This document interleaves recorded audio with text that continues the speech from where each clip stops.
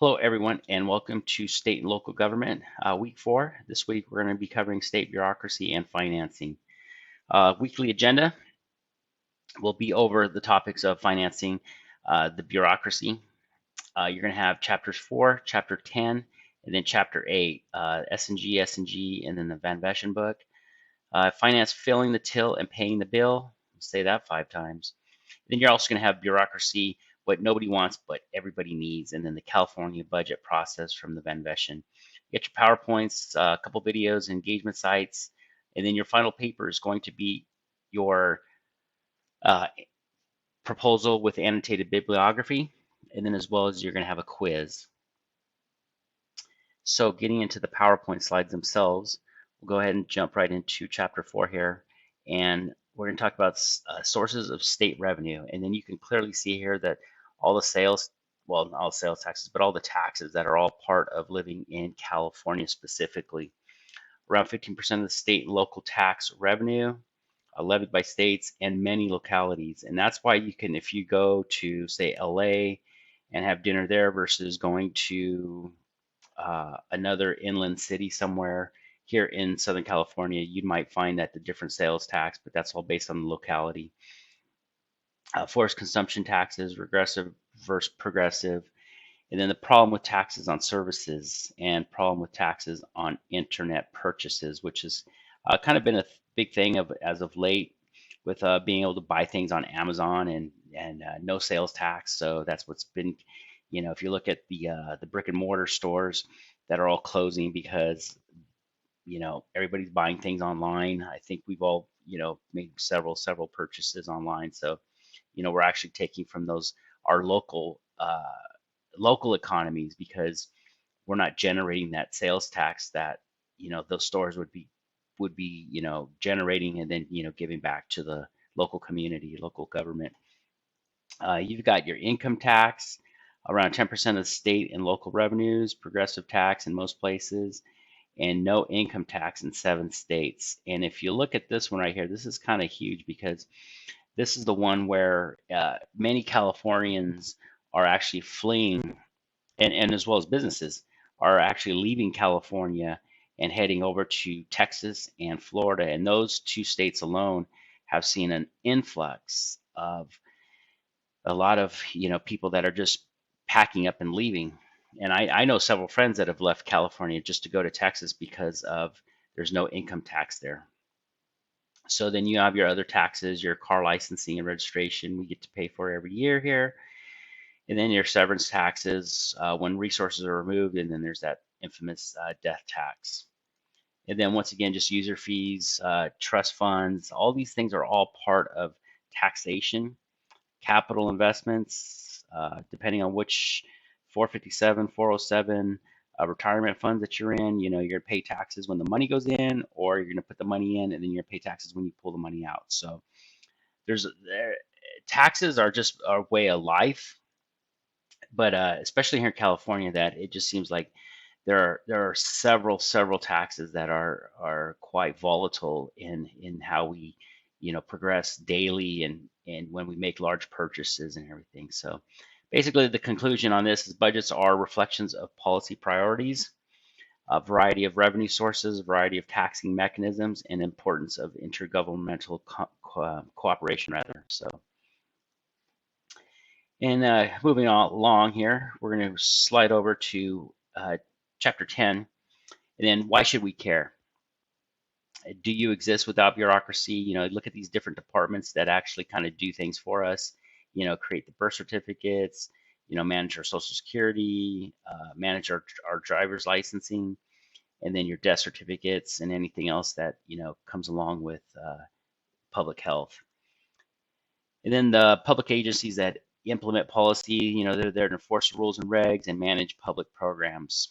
And problems are complex task environment, competing demands by citizens. Every one of us or people in society need different things from what the government provides. So there's always going to be those advocates for certain programs. And then ambiguous and vague demands by government. It's basically a hierarchical division of labor, formal rules and procedures, maintenance of files and records, and professional staff. So You can go ahead and slide through this a little bit more, but the conclusion of it is basically the public perception of the bureaucracy is generally misguided. And I think that we can all, it just off the top of my head, just thinking of a DMV, going there and, it's the line is, an hour just to get into the door and get a seat, and then another hour to sit there before somebody can get to you. So, we get frustrated because there's all these taxes and fees that we pay for licensing and registration, but yet, many people, if you don't make an appointment, then there's, you can still have, a couple hours spent at the DMV. So enough about that one. Let's continue moving on here. And then we're going to get to the actual budget process. And the California Budgeting 101, mechanics of budgeting, revenue expenditures. I mean, there's a list of slides here that you're just going to have to kind of methodically get through and manage it with your in comparison to your readings and stuff. But one of the slides here that this is what a big telltale sign here is if we scroll down to 40. Last week, my wife and I we went away and we stayed at a hotel here in Southern California, and California's tax burdens compared to other states, and it's high to medium high for sales tax. I mean, if you just look at the 7.25% plus local, you got your gas taxes are high, your corporate taxes are medium, and income taxes are mixed. And then your property taxes are always going to be 1% of sale price. So you think of somebody that buys a $1, $2, $3, $4 million home, and then the excess taxes on alcohol and tobacco, all those extra taxes that are on there for to help with the prevention programs and all that other good stuff that goes along with it. But I wanted to kind of drift back to our little one day overnighter, and I'm just gonna I had the receipt. I wanted to save it because I wanted to read these fees and these taxes that are all built into just a one night stay. So we had a destination fee. We had of $33. We had a destination fee room tax of $3.30. We had a destination fee for a city assessment of 99 cents, a destination fee CTA fee for 8 cents. The room tax was $25.60. We had another city assessment tax of $7.68. Then we had another CTA fee for 65 cents. So all in all, out of the 1, 2, 3, 4, 5, 6, 7, one night there were 7 different fees and taxes and assessments that we had to pay for this room, which equated to $71.30. So there you go in a nutshell. And another big example, well, that's not really an example, but San Francisco is like one of the highest in California as far as the taxes that you pay, for like all these fees like this at a hotel in San Francisco is just really astonishing that everything that you have to pay. And it's actually sometimes it's like seems like it's more than the room itself. But so anyway, so those are the PowerPoints for this week's chapters. You have a short video here for bureaucracy and the spoil system. And then you're going to get into your week 4 critical thinking assignment. In preparation for your critical assignment this week, you will conduct a policy domain issue search for your paper. You will choose a local policy issue or problem that has implications on the city or county or the state.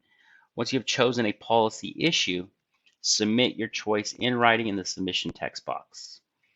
The first step of any policy analysis paper is research. You will examine 3 resources from the CBU online library and the website of the city, county, or state you are writing about. When you have identified 3 sources, not Wikipedia, you will write up a small summary of why each source is useful to your project. Now, I kind of beg to differ with the not Wikipedia. You can actually use Wikipedia as a resource, but when you look at something, if you scroll to the bottom and pull from those references that are generally they're valid, they're scholarly, and they're legitimate resources. It's just how the information gets transposed into the actual Wikipedia website. But those at the bottom are actually pretty good 90% of the time. that they'll be beneficial. But so this is an example of the annotated bibliography here. So let's see here. Let's go ahead and open this up.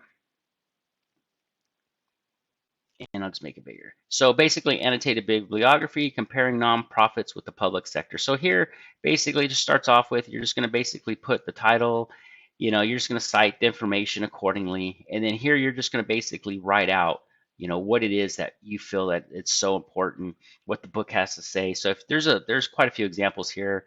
They vary in length, but you need to at least have, 400 words minimum to really generate a valid bibliography. And if you think about it, if you write this out, this is all information that's going to actually help you when you go to write your paper. So the more work you do here, this is that painting of a room. This is basically you're taping off the room and taking all the wall plates off. You're doing all the hard work now, because when you go to write your paper, maybe next week or the following week, you're going to see that it's all this work that you did in the front end is really going to make it easier in the back end. And then basically you're just going to submit an annotated bibliography of 3 references with 1 full paragraph under each citation. So there you go. You got your quiz, and then you're going to roll into your engagement sites. This is just the City of Southgate interactive budget and a plan, a budget, fix a county problem, and this is in iCivics rather. And then engagement sites too. And these are all the different descriptions of each one that you can actually go for. And then just wanted to kind of let you know where you're at. Just, you're halfway finished, just, halfway to the top, hang in there. Don't, just many of you have been disciplined in writing and handing in some excellent work on your assignments. So just keep it up. You're almost there. And then another, just 5 rules that will change your life. Simon Sinek here, if you just kind of think about this, break away for a few minutes and just kind of, isolate yourself and just hear him out on this. And then also too, I just wanted to add the rubric for the critical assignment. And I wanted just to kind of go over this briefly here, but you can see here that these are the different levels here: exemplary, accomplished, developing, and beginning. And as you can see, we'll just start here with exemplary. This is for the writing style, and this is basically how I grade. And this is obviously generated by the university, but you have your synthesis of Christian worldview. These are the topics: your evidence of research and documentation, and then your policy, problem identification, ethical considerations, and so on.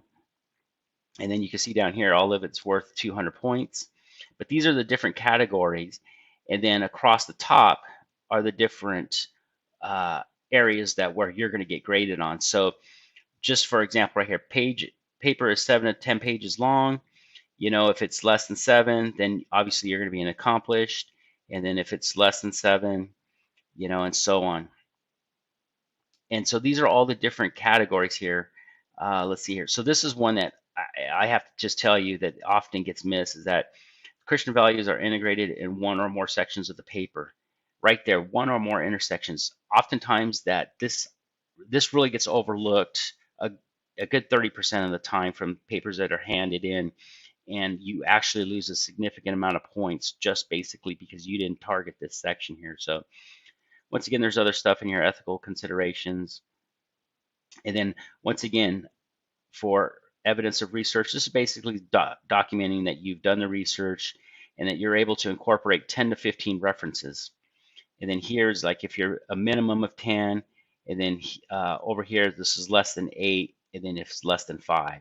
So we want to make sure that we hang out in this category here. So when you're doing your paper, before you hand it in, just go back and compare it to, ask yourself, the policy, problem, and consequences of action or inaction are differentiated and analyzed. I mean, did you actually answer that question within your paper? Current policies or programs are apprised and evaluated in the paper. Are they or not?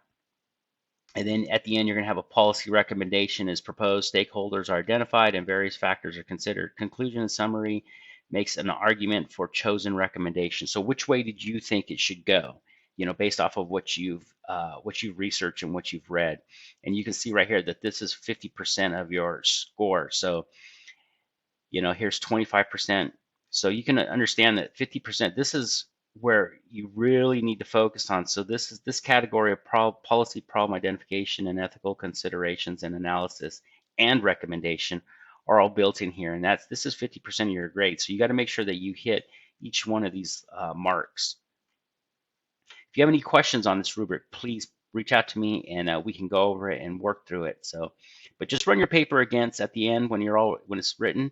Just ask yourself, did I get 7 to 10 references? No? Okay, well, I'm going to make sure that I have 7. I'm going to go dig up a couple more. So anyway, moving forward, we're going to we're going to close out the week with Jay Shetty and just basically build a life, not a resume. And this is just it's really aimed at academics.